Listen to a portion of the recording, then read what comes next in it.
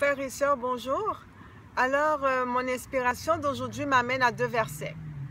C'est dans Matthieu, au chapitre 5, verset 14. Vous êtes la lumière du monde. Ensuite, Matthieu 6, verset 22 à 23. L'œil est la lumière du corps. Si la lumière qui est en vous est ténèbres, combien grandes seront les ténèbres? Donc, l'œil est la lumière du corps. C'est avec nos yeux que nous voyons, c'est certes. Nous avons des yeux pour voir, mais certaines fois, nous voyons mal, je peux dire. Nous voyons mal parce que nous avons déjà notre interprétation toute faite. Nous avons nos perceptions qui nous empêchent de voir les vraies choses, qui nous empêchent de voir les gens comme ils sont réellement. Nous les voyons avec nos références propres. Donc, nous voyons mal.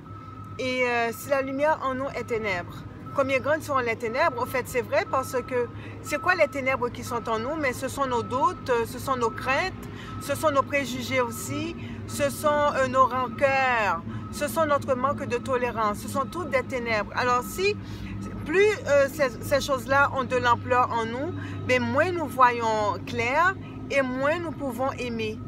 Donc Jésus dit aussi, on n'allume pas une lampe pour la mettre sous la table, mais on la met sur la table. Et si on est la lumière du monde, ça veut dire qu'il faut qu'on brille. Et si la lumière est sous la table, c'est sûr qu'elle ne pourra pas briller. La lumière doit être sur la table. Et une façon pour que cette lumière brille, c'est seulement à travers l'amour. Seul l'amour peut permettre de voir au-delà de ce qui est. Seul l'amour nous permet d'être tolérants, d'aimer et puis de partager, de se comprendre. Donc, seul aussi l'amour nous permet d'être la lumière, la vraie lumière que nous sommes. Parce que sans amour, on n'est rien. Sans amour, on est aveugle parce qu'on voit avec du négatif, alors que l'amour lui-même nous permet de voir le monde de façon plus positive. Donc, quand on est la lumière du monde, il faut briller. Et il faut briller non seulement pour soi, mais il faut briller aussi pour les autres. Et ainsi, le monde deviendra un endroit beaucoup plus agréable à vivre. Alors voilà, c'était ça ma réflexion du jour.